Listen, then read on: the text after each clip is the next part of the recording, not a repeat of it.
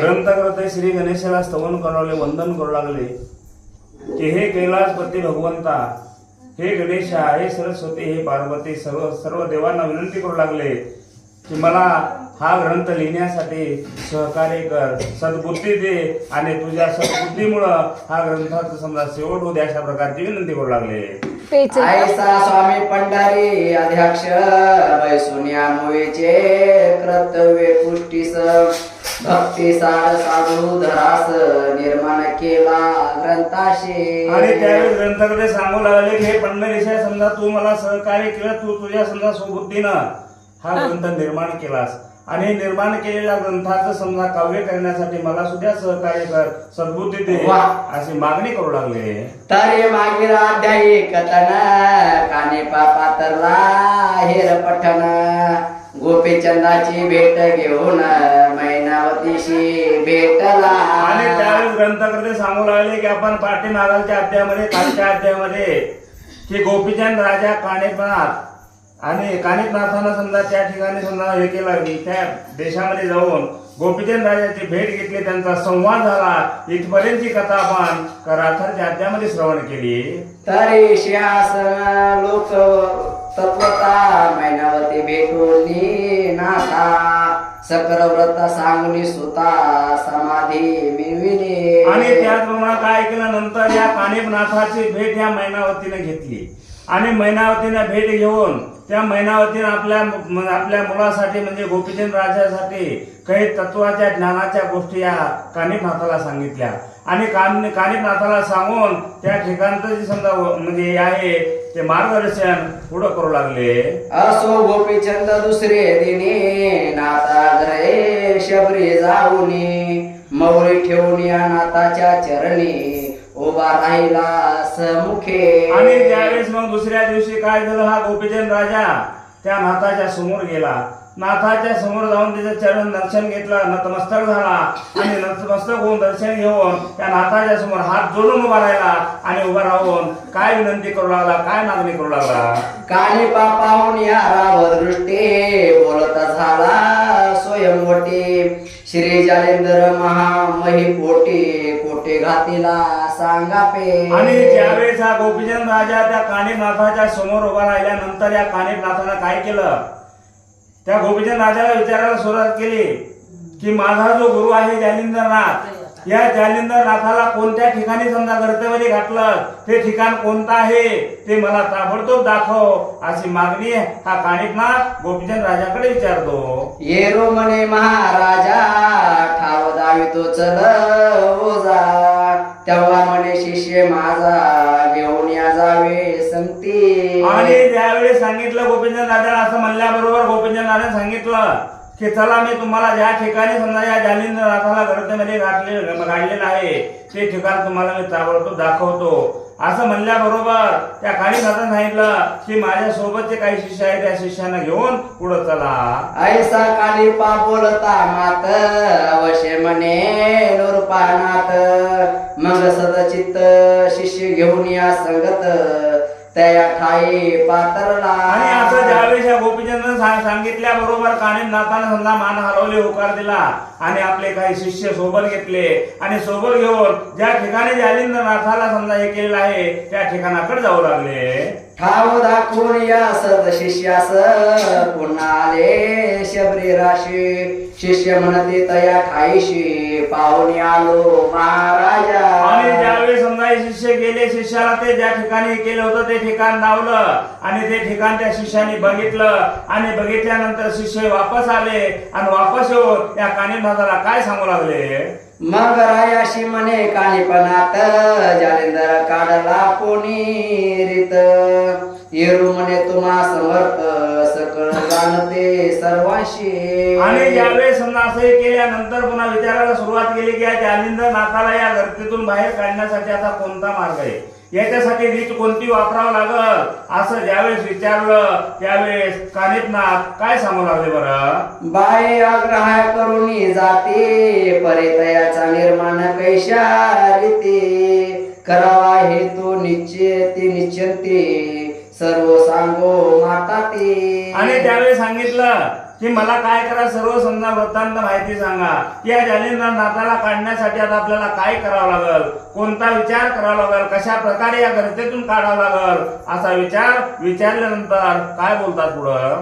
तेवी माता पिता गुरु त्राता मारिता सर्व पारो तरी ऐशी रीती का हा विचारो व्यवहारीजी महाराजा. आणि त्यांनी सांगितलं की हे माता पिता सर्वस्व गुरु आहे आणि सर्वस्व गुरु समजा तुमचे आहेत आणि आता माझे बी आहेत. अशा प्रकारे बोलणं झाल्यानंतर की मला याच्यामध्ये आता सुटका व्हावी, कारण याच्यामधून माझे समजा हे व्हावं, असा गोपीचंद राजा बोलतो. ऐशे बोलता नृपानाथ मग बोलता झाला गज कर्ण सुत तुझे रक्ष वया जीवित विचार माझा ऐकेजी. आणि ज्यावेळेस या गोपीचंद राजानं त्या कानीनाथाला विचारलं की बाबा समजा आता हे मला समजा याच्यातून समजा सुटका व्हावी, याच्यातून माझा समजा जीव प्राण वाचावा, असं सांगितल्यानंतर कानीनाथानं सांगायला सुरुवात केली की हे राजा, हे गोपीचंदा, तुला तुझा जीव आणि प्राण जर वाचवायचा असेल तर मी जो समजा तुला मार्ग सांगल, मी जे कार्य सांगल,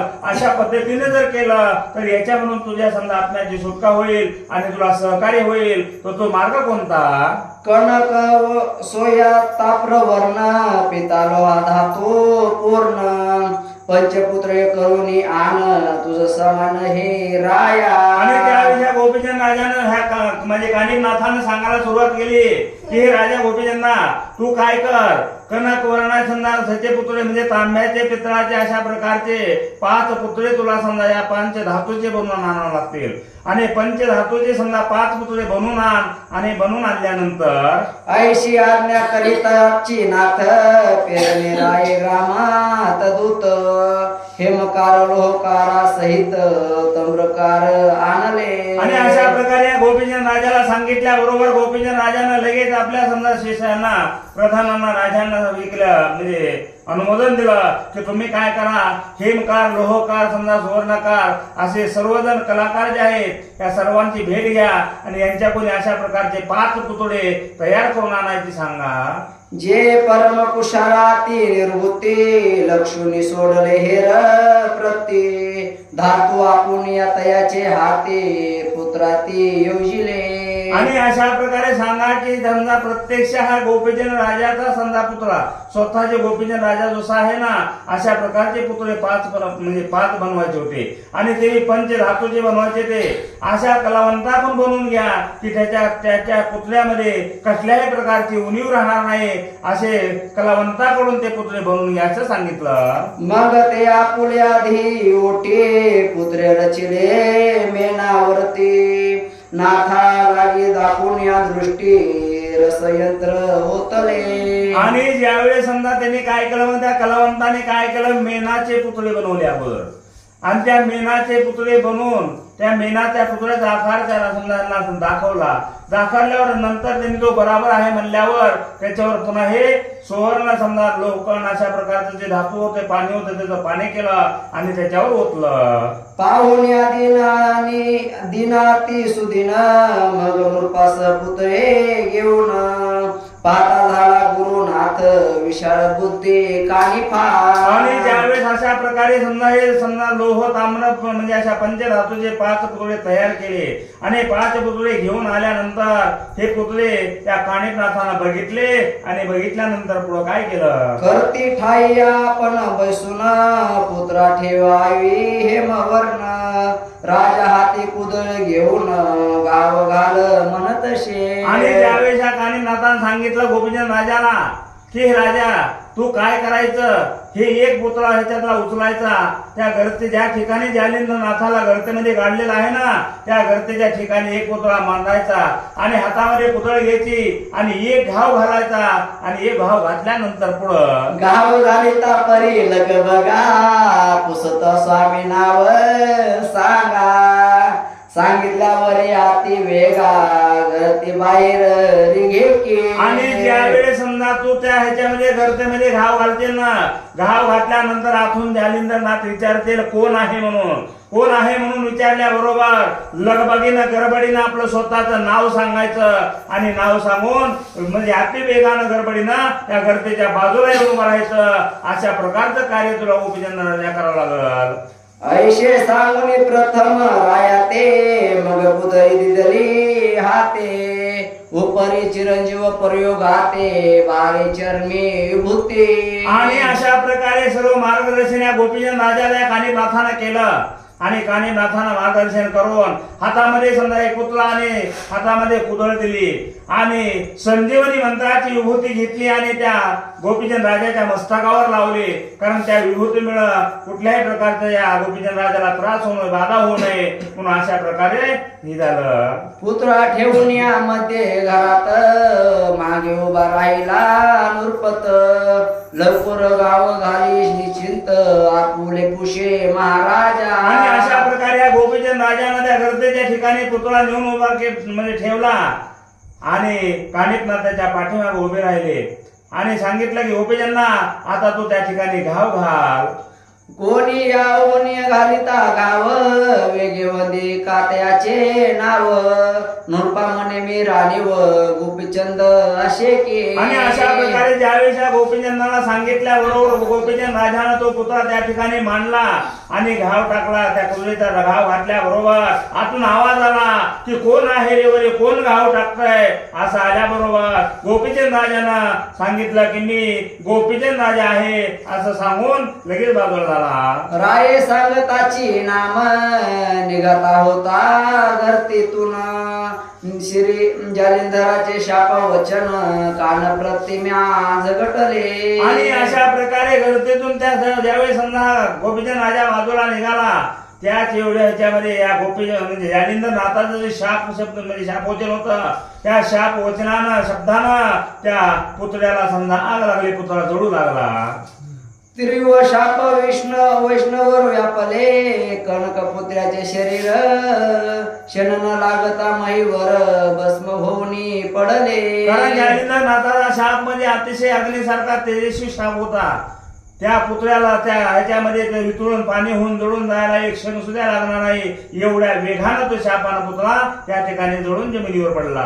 भस्म होता कानक प्रतिमा दुसरी ठेविला उगमा मागे त्याशी मागे नरेंद्र उत्तमा पुन्हा ते स्थापिले. आणि त्यानंतर हा पहिला पुतळा हे झाला. नंतर गोपीचंद राजाला सांगितलं की जा बाबा अजून आता हा दुसरा पुतळा ठेव. आणि दुसरा पुतळा ठेवल्याबरोबर त्याचप्रमाणे त्या गोपीचंद राजानं दुसरा पुतळा ठेवला आणि घाव घालू लागला. रविवारी पुत्र्या मागे रावोबा केला वेगे पुन्हा विचारून सिद्ध योगे कोण आहेस म्हणून. आणि ज्याप्रमाणे समजा पहिलं कार्य केलं त्याचप्रमाणे या गोपीचंद राजानं लगेच समजा घाव घातला.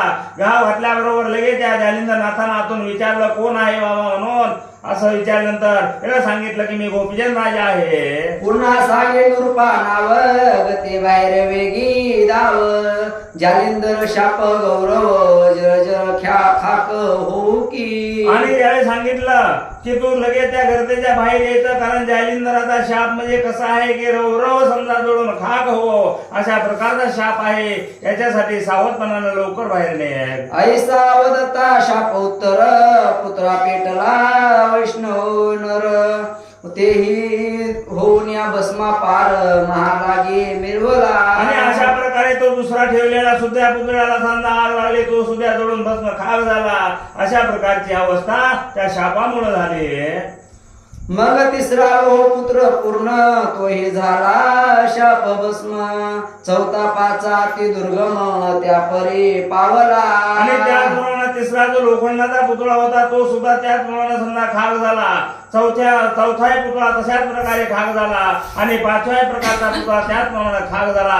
अशी अवस्था त्या सर्व पुतळ्यांची होऊन गेली. यावर त्या नृपनाथ श्री कानिपा झाला सांगत माते वंदुन या नाम सर्वात नाथपंथी सांगावे. आणि अशा प्रकारे ज्यावेळेस हे पंचपुतळे होते 5 पुतळे ज्यावेळेस समजा हे खाक झाले जळून खाक राख झाली झाल्यानंतर कानिफनाथांना पुन्हा नंतर या गोपीचंद राजाला काय सांगायला सुरुवात केली, काय मार्गदर्शन सांगू लागला बरं. अवश्य म्हणून या गोड पाळ लवकरी भेदी आती सबळ तो नाद ऐकून्यात पिकेवर विचार करीत मनाशी. आणि ज्यावेळेस समजा अशा प्रकारे सांगितलं गोपीचंद राजाला की हे राजा आता तू काय कर, लवकरात लवकर ही समजा ही जमीन आहे ती उकर, लवकरात लवकर हे कर, काय त्याने नाताला आपल्याला बाहेर काढायचंय असं म्हणल्याबरोबर ज्यावेळेस हे 5 पुतळे जळून खाक झाल्यानंतर पुन्हा या गोपीचंद राजाच्या मनामध्ये भीती निर्माण झाली. आता समजा आपल्या जवळ समजा पुतळा नाही, काही नाही, मग आपली काय अवस्था होते, ही भीती त्याच्या मनामध्ये संकोच करू लागली. माझा क्रोध वड वानर लावणी टाकील ब्रह्मांड समग्र, ते वाचला त्रिलोच कुमार, हे आश्चर्य वाटते. आणि ज्यावेळेस आतून आवाज येऊ लागला की माझा जो क्रोध आहे, माझा जो राग आहे की अतिशय तीव्र आहे, अतिशय समजा अशा प्रकारचा आहे की हे समजा पूर्ण ब्रह्मांड जाळण्याची ताकद या माझ्या वाणीमध्ये आहे. परंतु एवढ्या ह्याच्यामध्ये सुद्धा हा गोपीचंद राजा कसा काय वाचला बरं असा विचार करू लागला. कृतांताचे दाटे आत सापडलेल्या लुटेनी जात, शिव वैष्णव नर न मृत्यू, हे आश्चर्य वाटत असे. आणि खरोखर मला असं आश्चर्य वाटू लागलेलं आहे की या माझ्या शापामध्ये एवढी समजा भयंकर ताकद असताना याच्यामध्ये कसलाही जरी आलेला असला तरी तो या ठिकाणी बचू शकत नाही, वाचू शकत नाही. एखादा वैश्वनार सारखा असला तरी समजा तो बचू शकत नाही. परंतु एवढ्या शापामध्ये हा गोपीचंद राजा कसा काय वाचला असावा हा विचार जालिंद्रनाथ करतो. महातक्षकाचे दंश करून वाचू न शके कोणी प्राण, केवी वाचला नृपनंदन, आश्चर्य वाटते. खरोखरच मला या गोष्टीचं आश्चर्य वाटतंय की एखाद्या समजा विषारी तक्षक आहे, तक्षक, त्या तक्षकापेक्षा दुसरा साप कोणताच विषारी नाही. आणि तक्षकानं चावा करावा आणि तेवढ्या विषातून समजा त्याची बचाव व्हावा, तो त्याला काहीच बाधा होऊ नये, अशा प्रकारचं मला त्याचं आश्चर्य वाटतंय असा जालिंद्रनाथ बोलतो. परम संकट पाहुनी प्राण उदयी घेता हरणी, तो वाचून मिळले जणी, हे आश्चर्य वाटत असे. खरोखरच मला एवढं आश्चर्य वाटतंय की एखाद्या संकटामध्ये समजा एवढ्या ह्याच्यामध्ये समजा प्राण जावा अशा प्रकारचं संकट यावं, परंतु तेवढंही संकट आलं तरी समजा त्याच्यातून त्याची समजा सुटका व्हावी, वाचावं, यातच मला आश्चर्य नवल वाटतंय असा जालिंद्रनाथ बोलू लागला. उगर खरेंद्र हाती लागला, परितो न मरे भक्ष करिता, तेवी झाले नृपनाथा, हेचे आश्चर्य वाटते. आणि खरोखर या गोपीचंद राजाला कसं झालंय की एखादं खडगं घ्यावं आणि खडगं घेऊन त्याचं मुंडकं जरी बाजूला काढलं त्या खडगानं तरी समजा त्याचा प्राण वाचावा, तरी त्याला समजा जीवदान मिळावं, अशा प्रकारचा आश्चर्य मला वाटू लागलेला आहे. की मूषक सापडला मांजरीच्या मुखात, त्याचे कदा नये मृत्यू, तेवी वाचला हा नृपनाथ, त्याचे आश्चर्य वाटते. आणि त्याचप्रमाणे ग्रंथकर्ते सांगू लागलेले आहे की ज्याप्रमाणे समजा एखाद्या मांजराच्या तोंडामध्ये उंदीर सापडावा आणि उंदीर जर समजा मांजराच्या ह्याच्यामध्ये सापडल्यानंतर त्याला कधीही जीवदान मिळत नाही, त्या ठिकाणी तो वाचू शकत नाही.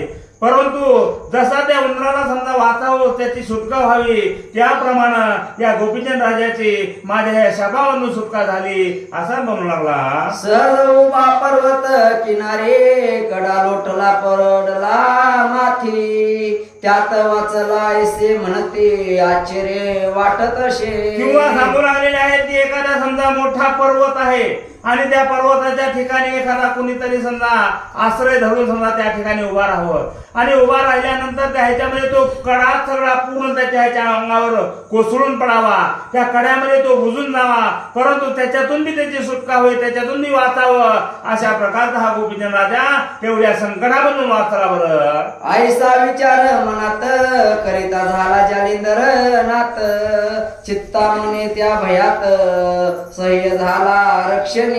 आणि खरोखरच अशा प्रकारे या जालिंद्रनाथाने नाना प्रकारे मनामध्ये विचार केला आणि विचार करून समजा मनामध्ये शोध करू लागला की समजा या गोपीचंद राजाला एवढ्या संकटामधून बचवण्यासाठी याला कोणीतरी सहकार्य केलेलं असावं, याला कोणीतरी सहाय्य झालेलं असावं असा जालिंद्रनाथ मनामध्ये विचार करतो. बरं तरी आता सो ऐशे वाचल्या अंबर करू त्यास, ऐशे विचारून या चित्तास मने गाठी दृढ धरिला. आणि त्यावेळी समजा जालिंद्रनाथाने विचार केला की आपल्या एवढ्या संकटामधून याची समजा सुटका झाली, वाचला की खरोखर आता चांगलं झालं, आपण आता याला काय करू, याला आता अमर बनू की याला अशा प्रकारे अमर बरोबर कसल्याही संकटामध्ये कसल्या ह्याच्यामध्ये याला कसल्याही प्रकारची बाधा होणार नाही, असं याचं आपण कार्य करू, असं जालिंद्रनाथाने मनामध्ये दृढ विचार केला. येरीकडे काळीपणाथ होकार नृपाती देत तो बाशुकारी व्यक्त लवकरी मही भेदित शे. आणि एवढ्या ह्याच्यामध्ये कानिपनाथाच्या पाठीमागाच उभा होता, तेवढ्या ह्याच्यामध्ये होकार दिला आणि होकार देऊन सांगितलं, हे गोपीचंद राजा, तू लवकरात लवकर ती जमीन जी आहे ती खोद उकर आणि उकरून आपल्याला आपल्या गुरुला म्हणजे जालिंद्रनाथाला बाहेर काढायचंय, याच्यासाठी उशीर करू नको, लवकर ते घाव घाल. जळकरी गाव कानी उडता जालिंदर होय पुसता कोण आहे साध्य पर्यता गाव घालशी माहिती. आणि ज्यावेळी समजा असं सांगितल्या बरोबर गोपीचंद राजानं त्या ठिकाणी घाव घातला, घाव घातल्या बरोबर आतून आवाज आला गोपीचंद राजाचा की कोण आहे बाबा या ठिकाणी घाव घालत आहे, ते कोण आहे, अद्यापर्यंत समजा घाव घालतो आहे तो कोण आहे. त्यावेळेस काय सांगितलं बरं, ऐकता गुरु वचन राया दिग जगनंदन सांगून आपले नामधान गोपीचंद सांगत शे. आणि ज्यावेळेस आतून आवाज आल्या बरोबर कानिपनाथानं तो शब्द ऐकला, शब्द ऐकल्या बरोबर गोपीचंद राजा बोलण्याच्या अगोदर या कानिपनाथानं आपलं स्वतःच नाव आपल्या गुरुला सांगितलं आणि स्वतःचं नाव सांगून नंतर गोपीचंद राजाचं नाव सांगितलं आणि सांगितल्यानंतर पुढे काय घडलं बरं, मने महाराजा तपोजेटे मी बालक कानिपा मही पाटे पावया चरण दृष्टी बहुत भुकेलो चक्षुते. आणि त्यावेळेस सांगितलं कानिपनाथानं सांगायला सुरुवात केली की मी तुमचा बालक कानिपनाथ आहे आणि तुमचे चरण दृष्टी तुमचं हे पाहण्यासाठी मी अतिशय समजा भुकेनं व्याकुळ झालेला आहे, माझी दृष्टी अतिशय समजा हे झालेली आहे, असा कानिपनाथ बोलतो बरं. म्हणून या गोपी चंदन नृपानाथ तुम्हा करावया उचित ऐशी ऐकुण्या सच्चते मात मने आद्यप नृप वाचला. आणि ज्यावेळेस असं बोलल्यानंतर सांगितल्यानंतर या जालिंद्रनाथानं मनामध्ये विचार केला की खरोखरच माझा दृढ शिष्य जो कानिपनाथ आहे, या कानिपनाथाच्या सहकार्यामुळे याच्या कृपा आशीर्वादामुळं खरोखर या गोपीचंद राजाचा बचाव झाला, गोपीचंद राजा ह्याच्यामुळे वाचला, असा जालिंद्रनाथ विचार करतो. तरी आता चिरंजीव स्वक्र अधवी ठेव कामकांती सदैव भाव जगा माझी मी विलका. आणि ज्याप्रमाणे आता काय झालेलं आहे समजा आपण आता काय करावं की याला आता आपण चिरंजीव बनवावं आणि चिरंजीव बनवून या सर्व जगामध्ये या ह्याच्यामध्ये या स्वर्ग मृत्यू पाताळामध्ये तिन्ही लोकांमध्ये उज्ज्वल कीर्ती करावी असाही मी विचार केला. अशेव वंदुनिया जालिंदरनाथ निज सूक्ष्म पावया सुत बोलत झाला ते तर मळत मने मही विदित विदारी. आणि अशा प्रकारे ज्यावेळी समजा ऐकल्या बरोबर जालिंद्रनाथानं आतून आवाज दिला की मला सुद्धा तुझी भेट घेण्यासाठी किंवा हे होण्यासाठी अतिशय ओढ लागलेली आहे, माझे सुद्धा डोळे अतिशय हिवून गेलेले आहेत, तर आता काय कर, लवकरात लवकर ही मही आहे भूमी आहे ना हिला वेदार बाजूला सारा आणि मला लवकरात लवकर वर काढा, असा आतून जालिंद्रनाथानं आवाज दिला. ऐशी आज्ञा होताची तेथ काढिता झाला वरची लित तव ते मृतादश वर्षात मही व्यक्त झाला शे. आणि ज्याप्रमाणे समजा सांगितल्या बरोबर ज्यावेळी ती वरची लीद काढू लागले, लीद वर काढत असताना ती लीद ते थोडी नव्हती, कारण 12 वर्षाचा निगारा त्या ठिकाणी पडलेला होता, एखाद्या पर्वतासारखा मोठा निगारा होता. ती लीद काढण्यासाठी भरपूर श्रम भरपूर कष्ट यांना लागू लागले. मग कामाठी लावणी नृपती करिता झाला माहिती वरी प्रहार व्रज प्रती जाऊन या भेदला शे. आणि ज्यावेळी समजा ह्याने काय केलं मग अजून काही समजा माणसं रोजगारी वाढवले आणि ती लीड काढण्यासाठी सगळेजण सहकार्य करू लागले. ज्यावेळी ती लीड बाजूला काढली, बाजूला काढल्यानंतर वर एक दुसरा म्हणजे थर होता, तो कोणता थर होता, मग तो नाद ऐकून या नात म्हणे आता बसा स्वस्त मग झोपून या वस्त्र व्रजहस्त्र काढले.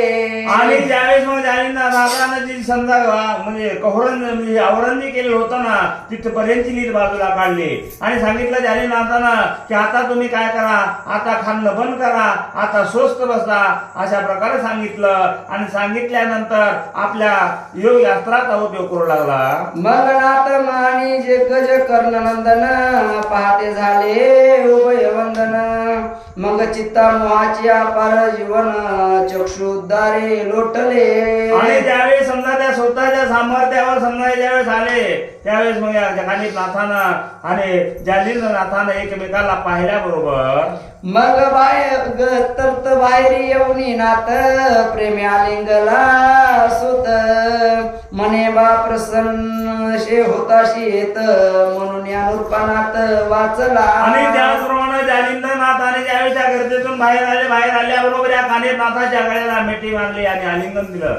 आणि आलिंगन दिल्यानं सांगितलं की हे समजा म्हणजे कानिफनाथा तू या ठिकाणी होतास म्हणून या गोपीचंद राजाचा प्राण वाचला. त्या गोपीचंद राजाला मदत म्हणजे सहकार्य झालं असं जालिंद्रनाथ त्या गोपीचंद राजा म्हणजे कानिफनाथाला बोलतात. परिगते बाहेर येताची नाथ चरणी लोटला नृपनाथ. मग त्याचे चिकोनिया धरीत मोई हाती ठेवीत शे. आणि त्याप्रमाणे लगेच त्या गोपीचंद राजानं सुद्धा काय केलं, बाहेर आल्याबरोबर लगेच दर्शन घेतलं. आणि दर्शन घेतल्याबरोबर यांनी त्याच्या मस्तकावर हा कृपेचा हात ठेवला. मने बाळा प्रेरणायाशी त्याशी निघालाशी वाचुनी. आता सोजची शरीर रणी तोवरी मिरवित. आणि त्यावेळेस सांगितलं की बाबा तू काय झालेला आहेस, खरोखरच या भयानक संकटामधून याच्यातून तू आता वाचून निघालेला आहेस. आता इथून पुढे तुला कुठल्याही प्रकारची भीती राहणार नाही. तू या सर्व जगामध्ये अमर राहणार आहेस, अमर तुला करणार आहेत असं सांगितलं. यावरी तिर्लोचक कामिनी मैनावती लोटली चरणी. नेत्री अश्रुपात आणुनी स्वामी लागी बोलत शे. आणि तेवढ्या त्याच्यामध्ये ते समजा गोपीचंद राजाची आई मैनावती जवळ होती. त्या मैनावतीने या जालिंद्रनाथाचं म्हणजे आपल्या गुरुचं दर्शन घेतलं. दर्शन घेतल्याबरोबर या मैनावतीच्या डोळ्यातून अश्रू वाहू लागले. आणि अश्रू वाहत असताना मैनावती आपल्या गुरुला काय बोलते बरं. मने महाराजा एकदश वर्षात माते लोटला महात मरात. माझा गुरुनाथ अस्तस्थ जरी पातळाशे. आणि त्यावेळेस म्हणजे मैनावती बोलू लागली की 10 वर्षामध्ये समजा तुमची माझी भेट झालेली नाही. आणि माझ्याच मुलांना अशा प्रकारचे म्हणजे कृत्य केलं असल्यामुळं हे भरपूर अनर्थ झालेला आहे असं म्हणून त्या मैनावतीला अतिशय दुःख झालं आणि डोळ्यातून अश्रू वाहू लागले. मित्र कुंदुमिनी दिनवाणी हुरूर पाये जैशी तरणी. की मम बालकाची जननी गेली कोठे कळेना. आणि त्यावेळी सांगू लागले की मला असं झालं की या 10 वर्षामध्ये 12 वर्षामध्ये असं झालं की एखाद्या समजा म्हणजे पाडसाची आई समजा जंगलामध्ये चोकार व्हावी आणि त्या पाडसानं जसं समजा हुरूर पाहावं, त्यानं रसिकेच्या आईची आठवण करावी, अशी माझी अवस्था या 10-12 वर्षामध्ये होऊन गेली होती अशी ती मैनावती बोलते. की मम वाचाची गावले कोणी राणी दूर गेले. समुक्ष वचाची आशा सोडून तिकडेची गुंतवली कैशानी. आणि खरोखरच असं वाटू लागलं की समजा माझी आई आहे, समजा माझी आई समजा रानामध्ये चरायला गेलेली आहे. परंतु चराय गेली असताना दिवसही मावळला तरी समजा तिला त्या माझ्या म्हणजे वासराची का आठवण होत नाही. ती त्या वासराला विसरली का काय, तिकडं समजा चरण्यामध्ये गुंतली का काय, अशी अवस्था माझी होऊन गेली होती बरं. का मम संचोरला उडवून गणपती कैसा पावला रसगती. की मज शतकारचे अर्थी ओस गण पडेला. आणि खरोखरच कसं आहे, मला हे सगळं समजा शून्य नगर कसं वाटलेलं आहे. एवढ्या ह्याच्यामध्ये सर्व काही आहे परंतु माझ्या गुरुची आणि माझी समजा ताटातूट झालेली आहे. मग ह्या गुरुची आणि माझी ताटातूट झाल्यामुळं मला कसं वाटू लागलेलं आहे की जसा सूर्यानं समजा सुट्टी घ्यावी त्यानं समजा जगाच्या वेगळं व्हावं का काय अशा प्रकारची माझी अवस्था होऊन गेली अशी बोलते. सदा वाटे हुरहुर जीवा की लोभ्याचे चुकलिया द्रव्य ठेवा की आंधळ्याची शक्ती काठी टेकवा कोणी हिरावूनी नेलाशे. आणि खरोखरच एवढं मला हुरहुर वाटू लागलेलं आहे की जसा एखादा धनलोभी असावा, धनलोभ्यानं समजा त्याचं ठेवलेलं भांडं समजा एखाद्या ठिकाणी सापडू नये आणि जसं त्याने विचार करावा की या ठिकाणी होतं का त्या ठिकाणी होतं असं जसा त्याने विचार करावा सारखा त्या सारख्या विचारामध्ये माझा कुठांना सापडल अशा प्रकारे या मैनावतीला होऊन गेलं होतं. त्याप्रमाणे माझ्या गुरुची आणि माझी भेट कधी होईल अशा प्रकारे वाटू लागलं. ऐशे एकदश सवस्तर मास गेले मही विकार ऐशे बोलून या नेत्रपुर अश्रुगण वर्ष तसे. आणि अशा प्रकारे सांगू लागले की एवढ्या ह्याच्यामध्ये किती वर्षे काळ गेला? 12 वर्षे.